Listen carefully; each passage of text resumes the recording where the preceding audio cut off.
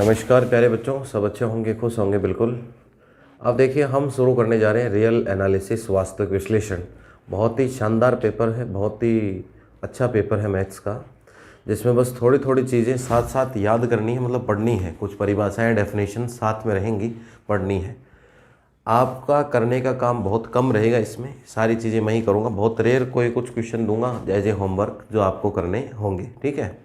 बहुत अच्छा पेपर है, बहुत कम समय में बहुत अच्छे नंबर प्राप्त कर सकते हो आप, कम मेहनत में। बस चीज़ों को साथ साथ याद करना है, नहीं तो फिर सबसे टिपिकल पेपर भी यही बनता है। बच्चों के मन में खौफ भी इसी का बैठता है, क्योंकि वो साथ साथ पढ़ते नहीं हैं, चीज़ों को समय पर नहीं पढ़ते हैं, इसलिए उनके मन में डर हो जाता है।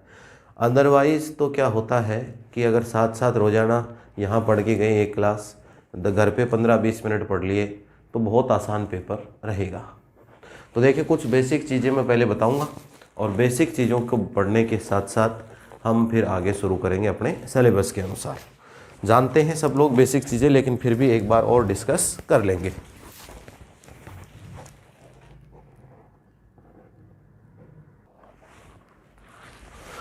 तो देखिए प्यारे बच्चों, कुछ बेसिक चीज़ें हम यहाँ सीखेंगे जो बहुत ही अपने काम आएंगी। इंपॉर्टेंट बातें हैं सारी की सारी।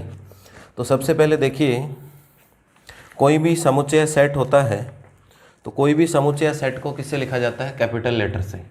कैपिटल लेटर का मतलब ये किसको डिनोट करता है? समुच्चय सेट को डिनोट करता है। किसी भी बड़े अक्षर से लिखा जाता है, ए लिख दीजिए, बी लिख दीजिए, तो ये किसको डिनोट करता है? समुच्चय या सेट को डिनोट करता है। और छोटे जो अवयव लिखते हैं, ए बी सी एक्स, जो भी लिखते हैं अपन, एक्स वाई, ये क्या बताते हैं? किसी भी समुच्चय के अवयव, समुच्चय के अवयव या एलिमेंट्स ऑफ सेट, समुच्चय के अवयव या एलिमेंट्स ऑफ सेट, समुच्चय के अवयव या एलिमेंट्स ऑफ सेट, ये किसको बताते हैं? समुच्चय के अवयव को, या किसको बताते हैं? एलिमेंट्स ऑफ सेट को। अगर किसी समुच्चय या सेट के ऊपर हम लगा देते हैं बार, या उसके ऊपर लगा देते हैं हम डैश, या उसके ऊपर लगा देते हैं हम सी, तो इसे कहते हैं कॉम्प्लीमेंट ऑफ सेट। इसे क्या कहते हैं? कॉम्प्लीमेंट ऑफ सेट, या इसे कहते हैं समुच्चय ए का पूरक, कॉम्प्लीमेंट ऑफ ए। इसे क्या कहते हैं प्यारे बच्चों? समुच्चय ए का पूरक, समुच्चय ए का पूरक, या कॉम्प्लीमेंट ऑफ ए। इसे क्या कहते हैं? कॉम्प्लीमेंट ऑफ, इसे कहते हैं हम कॉम्प्लीमेंट ऑफ ए। समुच्चय ए का पूरक, या इसे हम क्या कहते हैं प्यारे बच्चों? कॉम्प्लीमेंट ऑफ ए कहते हैं, ठीक है। तो ये तो हुआ बेसिक। कोई भी सेट या समुच्चय होगा जिसको ए से डिनोट करते हैं, बी से लिख दो, किसी से भी लिख दो, लेकिन समुच्चय या सेट को हमेशा कैपिटल लेटर या बड़े अक्षर से लिखा जाता है मेरे बच्चों। समुच्चय के जो अवयव होते हैं कि इसके अंदर कौन कौन है, क्या क्या है, उसको किससे लिखा जाता है? A B C X Y Z, जो भी एल एम एन नाम देना चाहो वो आप नाम दे सकते हो, ठीक है भी। इसके अलावा अगर कोई समुच्चय का पूरक हो, पूरक का मतलब जो समुच्चय से बाहर हो, उस सेट में नहीं हो, भाई जो सेट में नहीं होता, जो समुच्चय में बिलोंग नहीं करता, उसे हम क्या कहते हैं? समुच्चय का पूरक या कॉम्प्लीमेंट ऑफ ए कहते हैं। इसके बाद में प्यारे बच्चों आप जानते हो फाई क्या होता है? फाई, तो फाई क्या होता है भी? रिक्त समुच्चय। फाई क्या होता है प्यारे बच्चों? रिक्त समुच्चय या एम्प्टी सेट। फाई क्या होता है? रिक्त समुच्चय, या इसे हम क्या कहते हैं? Empty set. फाई क्या होता है भी? रिक्त समुच्चय, इसे हम क्या कहते हैं? एम्प्टी सेट कहते हैं। फाई होता है रिक्त समुच्चय, एम्प्टी सेट। कोई भी जैसे ए है, वो मान लो किसके अंदर है? कैपिटल ए में है, तो इसको ये जो निशान होता है ये लगाया जाता है कि ए बिलोंग्स टू कैपिटल ए, ऐसे ही तो लिखा जाता है। ये जो निशान लगाते हैं इसे पढ़ते हैं हम बिलोंग्स टू। क्या पढ़ते हैं इसे? Belongs to. संबंधित है कि ए किससे संबंधित है? कैपिटल ए से। स्मॉल ए किसके अंदर है? कैपिटल ए के अंदर। इस निशान का मतलब स्मॉल ए किसके अंदर है? कैपिटल ए के अंदर। इसे हम क्या पढ़ते हैं प्यारे बच्चों? Belongs to. बिलोंग्स टू का मतलब है कि ए सदस्य है या ए अवयव है किसका? कैपिटल ए का। इसका मतलब यही तो होता है कि स्मॉल ए अवयव कैपिटल ए का है, स्मॉल ए अवयव कैपिटल ए का है, या small a belongs to capital A, small a belongs to capital A. अगली बात आती है कि A not belongs to capital A. अगर ऐसा लिखा हुआ हो, ये होता है नॉट बिलोंग्स टू। ये क्या होता है प्यारे बच्चों?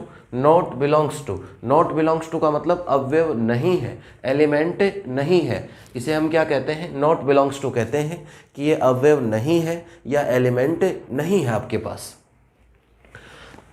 तो ये हो गया आपके पास not belongs to. Not belongs to इसे क्या कहते हैं प्यारे बच्चों? नॉट बिलोंग्स टू, अवयव नहीं है। ये तो क्या था? अवयव है। और ये किसको बताता है? अवयव नहीं है। तो थ्योरी लिखने की ज़रूरत नहीं होगी। आगे क्वेश्चंस या थ्योरम करेंगे कि छोटा ए बड़े ए के अंदर नहीं है या छोटा ए बड़े ए का अवयव या एलिमेंट नहीं है। ये सारी चीज़ें आपको थ्योरेटिकल लिखने की आवश्यकता नहीं है। अगर आपने ये लिख दिया तो पूरी बात क्लियर हो गई, आपने ये लिख दिया तो ये पूरी बात क्लियर हो जाएगी। थ्योरी लिखने की आवश्यकता नहीं होगी।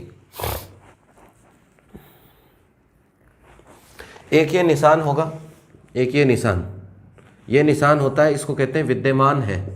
ये किसका निशान है? विद्यमान है या देयर एग्जिस्ट। क्या कहते हैं इसको? There exists. विद्यमान है या देयर एग्जिस्ट्स। तो कई बार ऐसा लगा देंगे तुरंत लाइन में कि x बिलोंग्स टू a, कि यहाँ x बिलोंग्स टू a है, तो ये देयर एग्जिस्ट मतलब यहाँ विद्यमान है कौन? x, जो किसके अंदर है? a के अंदर। अब देखो इस पूरी लाइन को और भी छोटा कर सकते हैं।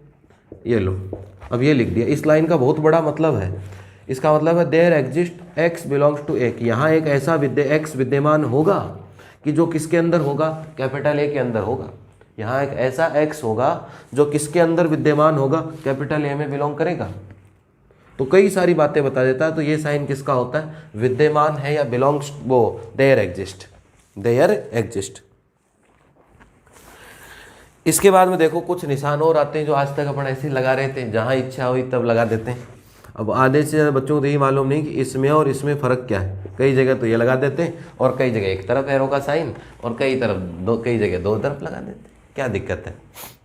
कई बार तो मूड में आता है तो ऐसे लगा देते हैं, कई बार मान लो कहीं याद आ जाता है कि ऐसे भी लगा रखें तो सब जगह ऐसे लगा देते हैं। अपने क्या जा रहा है? क्यों? अरे भाई इन चीज़ों का बहुत फ़र्क होता है, चीज़ों में डिफरेंस होता है कि सर इसमें और इसमें फ़र्क क्या है। बहुत दिन और रात का फ़र्क है इसमें, इन दोनों निशानों में। लगाने को हम लगा देते हैं और वहाँ बातें भी सही होती हैं, कोई दिक्कत नहीं है। जो एक तरफ निशान होता है उसका मतलब होता है इम्प्लाइज। इसको क्या कहते हैं? हिंदी में कहें तो कहते हैं निहित करता है। क्या कहते हैं इसको प्यारे बच्चों? निहित करता है, या इसे क्या कहते हैं? इम्प्लाइज कहते हैं। इसे क्या कहते हैं? इम्प्लाइज कहते हैं। निहित करता है या इसे हम क्या कहते हैं? इम्प्लाइज कहते हैं। निहित करता है या इसे हम क्या कहते हैं दोस्तों? इम्प्लाइज कहते हैं। निहित करता है या इसे हम क्या कहते हैं भाई? इम्प्लाइज कहते हैं। ठीक है। अब देखिए दूसरा क्या होता है? निहित करता है और निहित होता है। इसका मतलब होता है, मतलब लिख लो फिर बताता हूँ कि वास्तव में चीज़ क्या है। निहित करता है और निहित होता है। निहित करता है और निहित होता है। निहित करता है और निहित होता है। निहित करता है और निहित होता है। Implies and is implied by. English में कहें तो इसको क्या कहते हैं प्यारे बच्चों? Implies and implied by. Implies and implied by. निहित करता है और निहित होता है।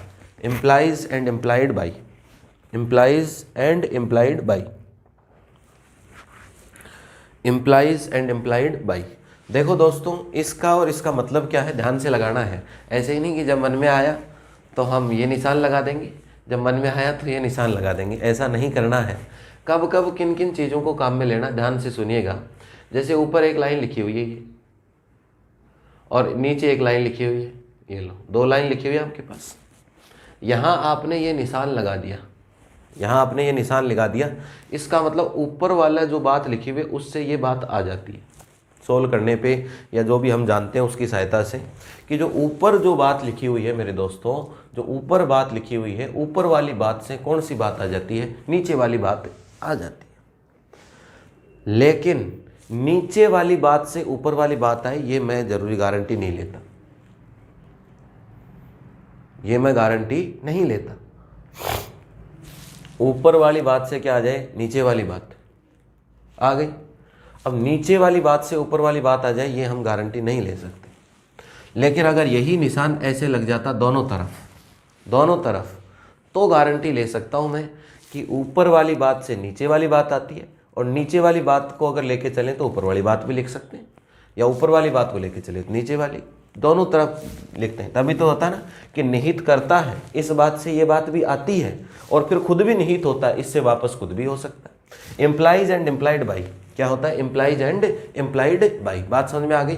जिसमें दोनों तरफ साइन लगे हुए होते हैं, जिसमें दोनों तरफ साइन लगे हुए होते हैं। इसके बाद देखो और कुछ बातें बताते हैं आपको। एक ये आपने पढ़ा होगा ए कॉमा बी, क्या चीज़ होती है बी? ये होता है अंतराल या इंटरवल। क्या होता है प्यारे बच्चों? अंतराल या इंटरवल। अब सारे ही अंतराल होते हैं हमारे लिए, तो जो कोष्टक लगा देता है हमारे लिए, तो चाहे जो कोष्टक ऐसे लगा दे चाहे ऐसे लगा दे, हमारे लिए तो ये दोनों ही क्या होते हैं? अंतराल या इंटरवल होते हैं। जैसे मान लो 1 से 2 है, ए से बी है, ये अंतराल या इंटरवल है। लेकिन इन इंटरवल के भी नाम है और वो यहाँ बहुत काम आएंगे।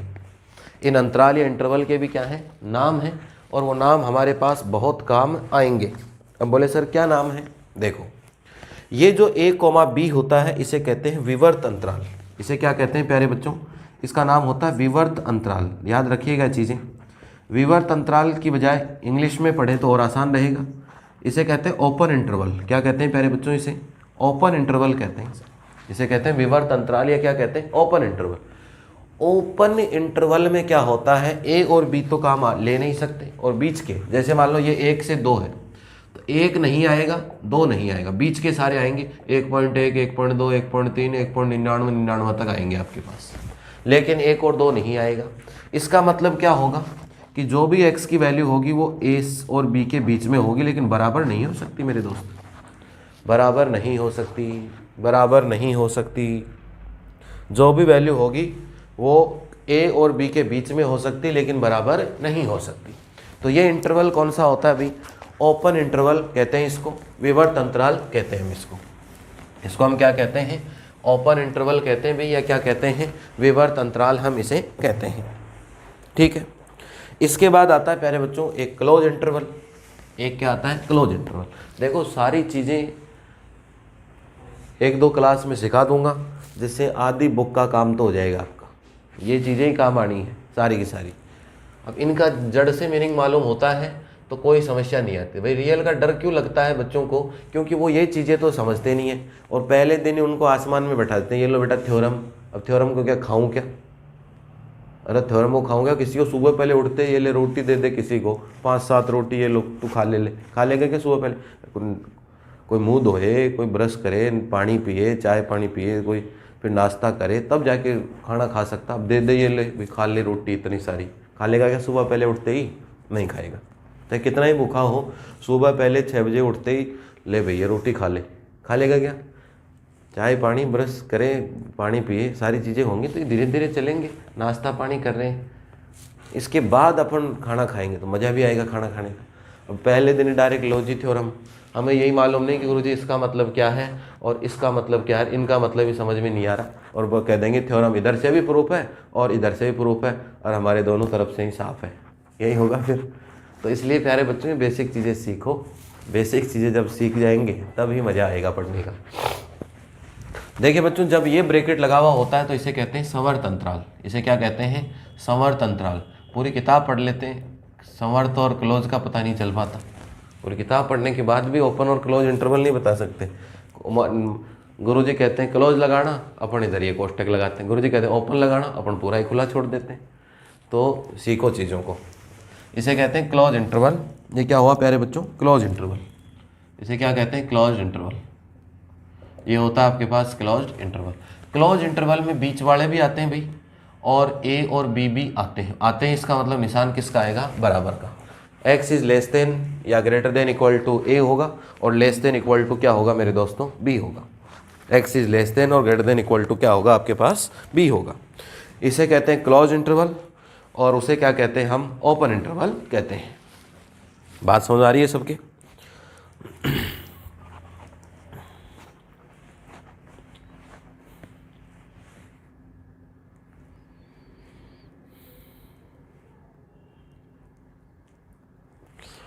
इसके बाद प्यारे बच्चों जैसे एक और चीज़ सीखें, जैसे ये लिखा रहता है f(a2b), इसका मतलब है कि f क्या है, फलन या फंक्शन है, और कोई समुच्चय सेट A होता है और A सेट से किस पे डिफाइंड होता है, B सेट पर। A सेट से कोई फलन या फंक्शन है और फलन या फंक्शन A समुच्चय से परिभाषित या डिफाइन है कौन से समुच्चय पर, B समुच्चय पर। तो f A से B में फलन है, क्या चीज़ है ये क्या बात, क्या क्या मतलब है इसका, इसका मतलब है कि f A से B में, f A से B में फलन है, f A से B में फलन है, f A से B में फलन है। f is function from A to B, f is function from A to B, f is function from A to B। A से B फंक्शन है कौन, f फंक्शन है आपके पास, f क्या है भाई आपके पास, फंक्शन है, कहाँ से कहाँ, A to B। f क्या है प्यारे बच्चों, फंक्शन है A to B।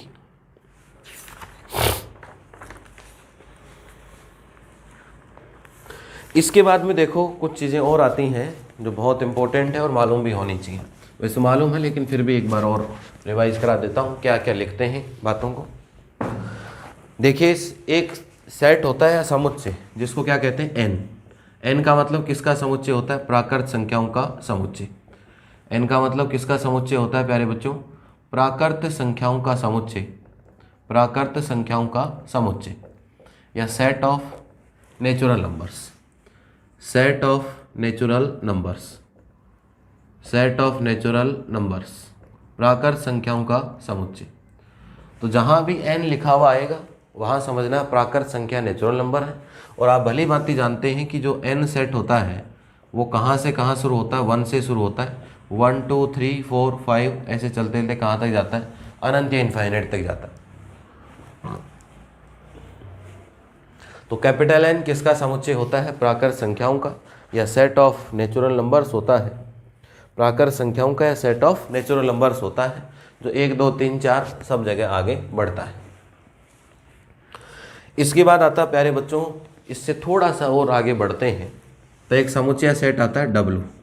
W का मतलब होता है पूर्ण संख्याओं का समुच्चय। W का मतलब होता है मेरे बच्चों पूर्ण संख्याओं का समुच्चय, पूर्ण संख्याओं का समुच्चय या सेट ऑफ पूर्ण संख्याओं का समुच्चय या set of whole numbers, set of whole numbers, पूर्ण संख्याओं का समुच्चय या set of whole numbers. Whole numbers का सेट होने का मतलब होल नंबर्स कहाँ से शुरू होते हैं, 0 से, 0 1 2 3 4 एंड सो ऑन। तो जहाँ भी W लिखा हुआ होगा वहाँ वैल्यू क्या कहाँ से शुरू करनी है प्यारे बच्चों, 0 से शुरुआत करनी है।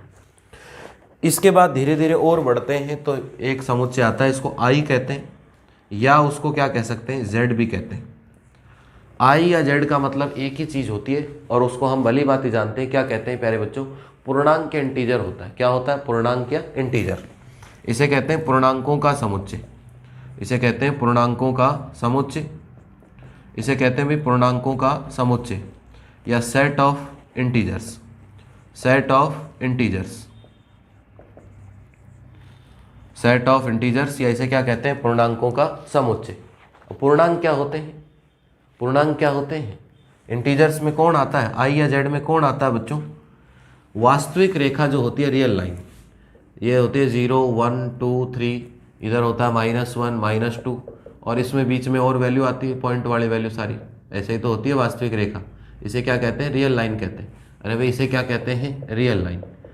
अब रियल लाइन में पूरे पूरे कदम, रियल लाइन में वास्तविक रेखा में पूरे पूरे कदम क्या होते हैं, पूरे पूरे कदम क्या होते हैं, पूरे पूरे एक एक कदम, 1 2 3 एक एक कदम, चाहे आगे चलो चाहे पीछे चलो, पूरे पूरे कदम क्या होते हैं, पूर्णांक या इंटीजर होते हैं। अब पूरे कदम 0 से पूरा कदम कहाँ होगा, 1 1 से 2 2 से 3, 0 से 1 1 से 2 2 से 3, माइनस में चले जाओ तो सारी वैल्यू 0 1 2 3 प्लस में चले जाओ, चाहे पूरे पूरे कदम, चाहे पीछे बढ़ा लो कदम, -1 -2, इस तरीके से आप चाहे पीछे बढ़ाओ। तो ये सारी की सारी वैल्यू किस में आती हैं, पूर्णांक या किस में आती हैं, I या जिसे Z कहते हैं, I या Z कहते हैं, I या Z कहते हैं।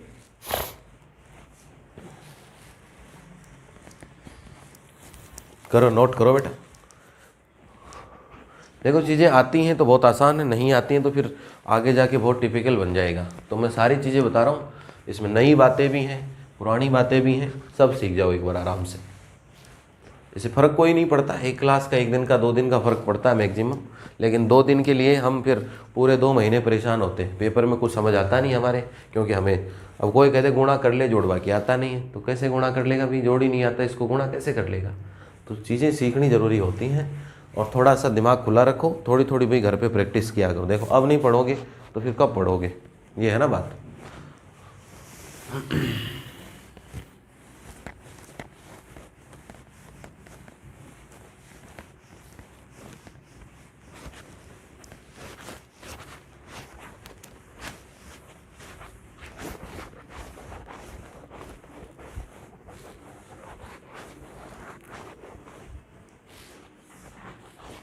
अब देखिए बच्चों क्या करेंगे हम इसमें, आई हो ही गया आपके पास। अब आता क्यू।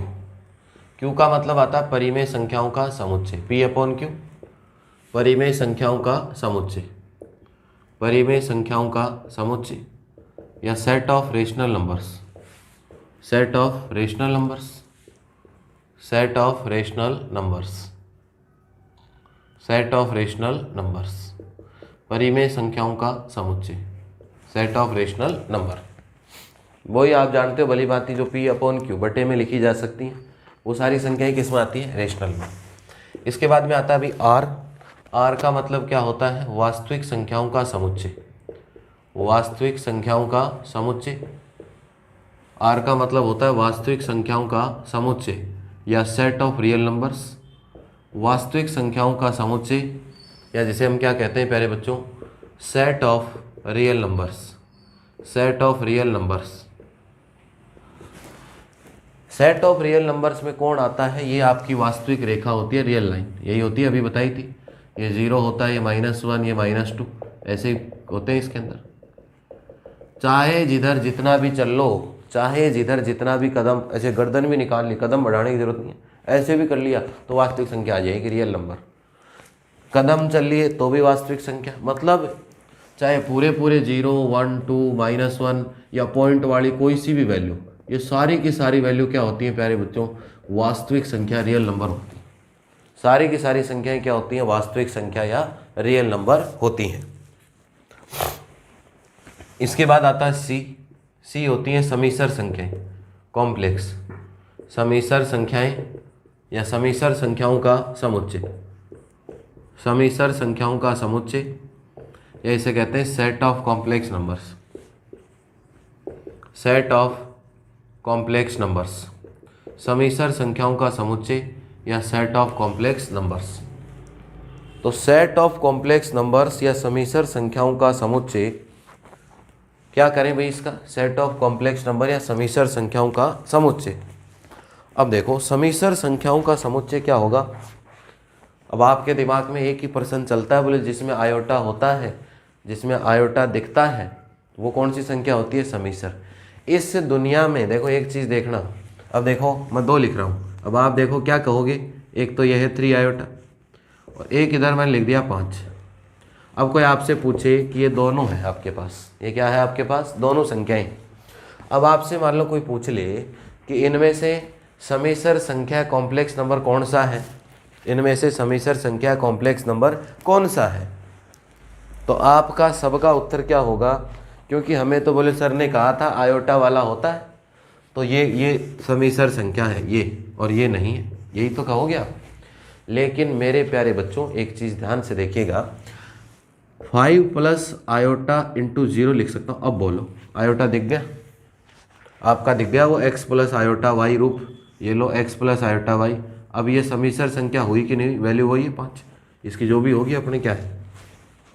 तो दुनिया में जितनी भी संख्याएं हैं, ये ऊपर R, Q, I, W, N, ये सारी की सारी भी किस में आती हैं, C में। ये तो आते ही आते हैं, ये जिनमें आयोटा परमानेंट दिखता है वो तो आते आते हैं, जिनमें नहीं दिखता उनमें भी आयोटा होता है छुपा हुआ। अरे जिनमें आयोटा नहीं दिखता उनमें भी आयोटा क्या होता है, छुपा हुआ होता है। तो इसमें आयोटा इंटू क्या लिख सकते हैं, 0 लिख सकते हैं। तो दुनिया की जितनी भी संख्याएं हैं दुनिया की जितनी भी संख्याएं हैं वो सारी की सारी संख्याएं किस में आती हैं, सी में आती हैं। तो ये जितने भी समुच्चय बताए N, W, I, Q, R, इनमें सबसे बड़ा सेट कौन होता है, सी होता है। सी के बाद किसका आता है, आर का, क्योंकि आर में यही आते हैं, आर में ये तो आते ही हैं, ये लो 5, 6, 10 पॉइंट वाले, क्योंकि आयोटा नहीं आते। और सी में ये भी आते हैं, अरे भाई 5 को लिख के बताया ना अभी, तो सी में बन गया आर। तो सी में दुनिया की जितनी भी संख्याएं हैं, चाहे वो कैसी भी हो, वो सब की सब किस में आती हैं, सी में आती हैं, और सी सबसे बड़ा समुच्चय होता है। लेकिन इस साल या इस पेपर में जो हम पढ़ने वाले हैं वो सिर्फ और सिर्फ आर तक ही पढ़ेंगे, वास्तविक संख्याओं, क्योंकि नाम ही क्या आपका वास्तविक विश्लेषण है, रियल एनालिसिस है। तो रियल एनालिसिस या वास्तविक विश्लेषण में हम सिर्फ जो बात होगी वो वास्तविक संख्या की बात हो जाएगी, या कोई प्राकृत संख्या आई, जेड, इन्हीं की बात होगी। मतलब इसमें सारी आ जाती हैं वास्तविक में, ये एन भी आता है, डब्ल्यू, आई, सारे आ जाते हैं, मतलब रियल नंबर्स की बात होगी। अगली साल पेपर आएगा सम्मिश्र विश्लेषण, ये है वास्तविक विश्लेषण, तो इसमें रियल नंबर तक काम आएंगे, रियल एनालिसिस कहते हैं। नेक्स्ट ईयर हम जो पेपर पढ़ते हैं उसे पढ़ते हैं कॉम्प्लेक्स एनालिसिस, कॉम्प्लेक्स एनालिसिस, उसमें समीसर संख्या पढ़ेंगे। उसमें क्या पढ़ेंगे भाई, समीसर संख्या। उसमें क्या पढ़ेंगे भाई हम, समीसर संख्या। क्या पढ़ेंगे प्यारे बच्चों, कॉम्प्लेक्स नंबर। इसके बाद देखिए कुछ चीज़ें और बताते हैं आपको जो आगे काम आएंगी अपने। तो महसूस हो रहा होगा कि भाई हमने कुछ नई बातें सीखी, जो कुछ मन के भ्रम थे वो भी हमारे निकल रहे हैं धीरे धीरे। तो ऐसे होता है बेटा, सबसे बड़ा समुच्चय सी होता है। दुनिया की सारी संख्याएं किस में आती हैं भाई, अरे सारी की सारी संख्याएं किस में आती हैं, सी में। जिसमें आयोटा दिखता है वो तो सी में आता ही आता है, और जिसमें आयोटा नहीं दिखता उसके आयोटा हम लगा सकते हैं। अरे भाई जिसमें आयोटा दिखता है वो तो आता ही आता है, और जिसमें आयोटा नहीं होता, जिसमें आयोटा नहीं है उसके हम आयोटा इंटू 0 लिख सकते। समस्या कहाँ है, तो दुनिया की सारी संख्याएं किस में आती हैं, सारी की सारी संख्याएं किस में आती हैं, सी में आती हैं। अब देखो कुछ चीज़ें और, कई जगह लिखा आता है थ्योरम्स में IFF, इफ बीच में भी लिखा आता है, कई जगह लिखा हुआ आता है। IFF का मतलब होता है यदि, देखो एक तो होता है इफ लिखा हुआ, तो इफ का मतलब तो होगा यदि, थ्योरम में यदि लिखा हो सकता है, इफ लिखा हो सकता है। अभी दोनों के मतलब भी बताऊंगा। यदि और केवल यदि, इसका मतलब होता है यदि और केवल यदि। ये शॉर्ट फॉर्म होती है किसकी, if and only if, if and only if की। ये शॉर्ट फॉर्म होती है थ्योरम्स में किसकी, इफ एंड ओनली इफ की। ये शॉर्ट फॉर्म होती है प्यारे बच्चों किसकी, इफ एंड ओनली इफ की। ठीक है, तो यदि और केवल यदि या क्या लिखा होगा, इफ एंड ओनली इफ लिखा हुआ है, IFF लिखा हुआ है।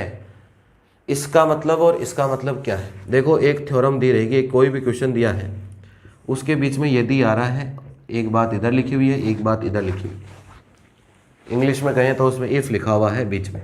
ठीक है, तो मेरे बच्चों ये बात तो हमें दी हुई होगी, ये तो दी गई है, गिवन है, इसको तो हम काम में ले सकते हैं। जो भी फॉर्मूला है, जो भी बात है, जो भी सूत्र है, उसको हम काम में ले सकते हैं। और ये हमें प्रूफ करना होता है, ये उत्तर निकालना होता है, ये आंसर लाना होता है। ठीक है, खत्म कहानी इसकी। कई सवालों में यदि और केवल यदि लिखा हुआ होता है, थ्योरम्स या सवाल कह दीजिए, यदि और केवल यदि, या क्या लिखा रहता है, इफ एंड ओनली इफ न लिख के आजकल क्या लिख देता है, IFF लिख देता है, IFF। जब किसी सवाल में यदि और केवल यदि या इफ एंड ओनली इफ लिख देगा, तो एक बार तो ये दिया हुआ है, ये प्रूफ करना है, फिर एक बार इसका उल्टा और प्रूफ करना पड़ेगा। उल्टा का मतलब फिर ये मान के चलेंगे ये तो दिया हुआ है, दिया है या गिवन है आपके पास, और ये आपको क्या करना है, प्रूफ करना है दोनों तरफ से। एक बार इसको लेके चलो, ये बात प्रूफ करनी है, फिर नीचे थ्योरम में लिखो विलोमता या कन्वर्सली, उल्टा भी प्रूफ करना पड़ेगा, और उल्टा प्रूफ करके वापस यहाँ आना पड़ेगा। तो ये फर्क है दोनों का, कि इफ एंड ओनली इफ, यदि और केवल यदि होगा तो थ्योरम को दोनों साइड से प्रूफ करनी पड़ेगी, सवाल को दोनों साइड से सोल्व करना पड़ेगा। और अगर अकेला इफ या यदि लिखा हुआ है तो सवाल को एक साइड से ही सोल्व करने से काम चल जाएगा।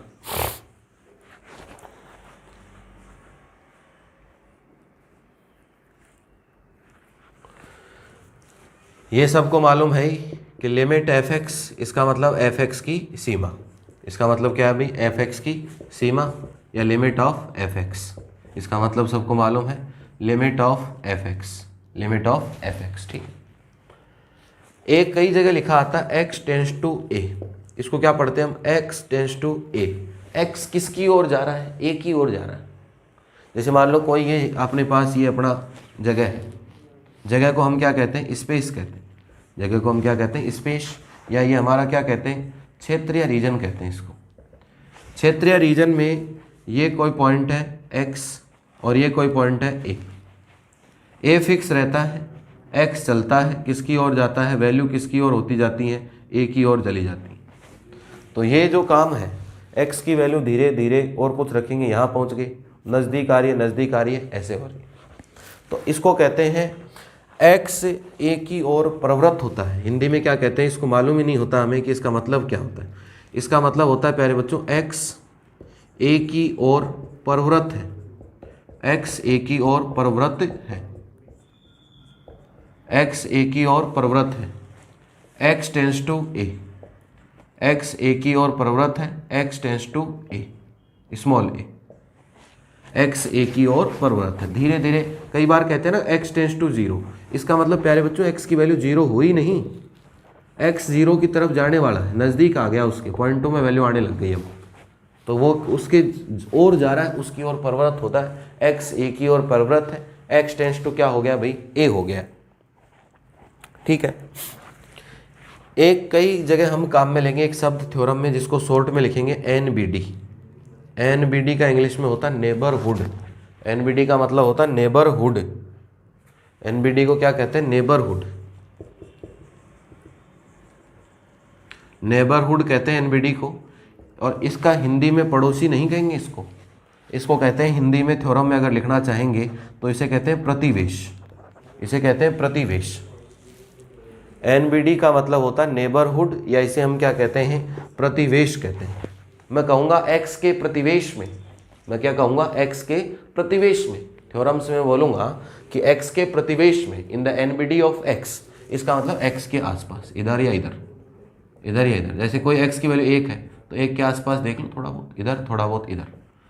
मैं ये कह दूंगा नेबरहुड ऑफ एक्स, या एक्स के प्रतिवेश में। इतना कहते ही एक्स खुद तो है ही, और खुद के आसपास इधर और इधर भी, थोड़ा बहुत कम और थोड़ा बहुत ज़्यादा। वो सवाल पे डिपेंड करेगा कि 0.5 तक से 1.5 तक रखना है, या 0 से 2 तक आसपास रखना है, कितना आसपास लंबा चौड़ा रखना है। लेकिन एनबीडी कहने का मतलब, प्रतिवेश कहने का मतलब जो वैल्यू होगी, एनबीडी कहने का मतलब, प्रतिवेश कहने का मतलब जो वैल्यू होगी उस वैल्यू के क्या होगा, आसपास होगा, अपने वाला पड़ोसी। ठीक है,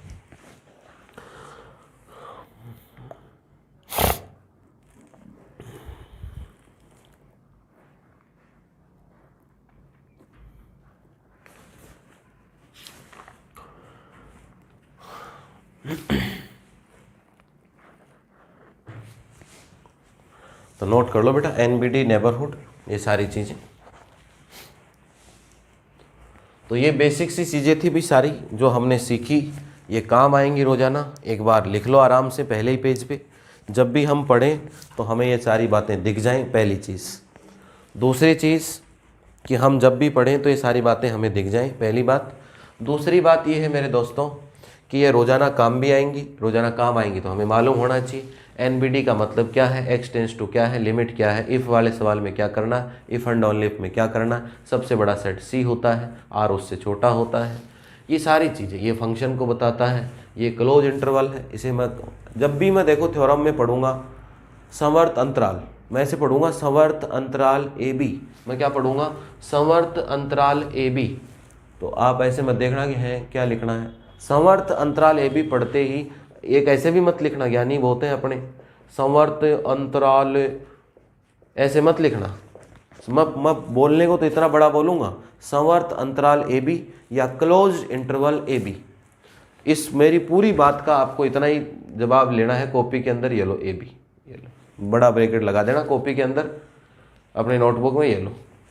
मैं तो ऐसे भोगता रहूँगा समवर्त अंतराल ए बी। ओके, देख रहे हैं ऐसे कैसे होगा। तो समवर्त अंतराल ए बी या क्लोज इंटरवल ए बी का मतलब आपको बोस्टक लगाने हैं, बड़ा वाला और ए बी लिखना है, बस ये लिखने की जरूरत नहीं, समवर्त अंतराल ए बी लिख दिया तो भी कोई बात नहीं, लेकिन रोज रोज लिखने की आवश्यकता नहीं है। तो इस प्रकार से चीज़ों को सीखिए। अब मैं टॉपिक पे, परिभाषाओं पे तो अगली क्लास से आऊँगा, इस क्लास से नहीं आऊँगा, तो इसीलिए थोड़ी छोटी रखिए क्लास आज अपन ने, और बाकी आगे कल से अपन सिलेबस पे आ जाएंगे, टॉपिक पे। लेकिन ये सारी चीज़ें एक बार पढ़ के आओगे ना तो रोज़ रोज़ मेरे को ही फिर बोलना नहीं पड़ेगा कि ये क्या होता है, ये क्या होता है, ये फंक्शन होता है ए टू बी, ए कोई भी सेट हो सकता है, बी कोई भी सेट हो सकता है। अब सारी चीज़ें मालूम होनी चाहिए। अब जैसे कल ही फंक्शन काम आएगा, natural number, real number, x tends to a, neighbourhood, limit, सारी चीज़ें काम आने लग जाएंगी ये सारी चीज़ें। ठीक है, तो पढ़िए चीज़ों को, बाकी मिलते हैं अगली क्लास में, और शुरू कर दीजिए तन मन के साथ पढ़ाई।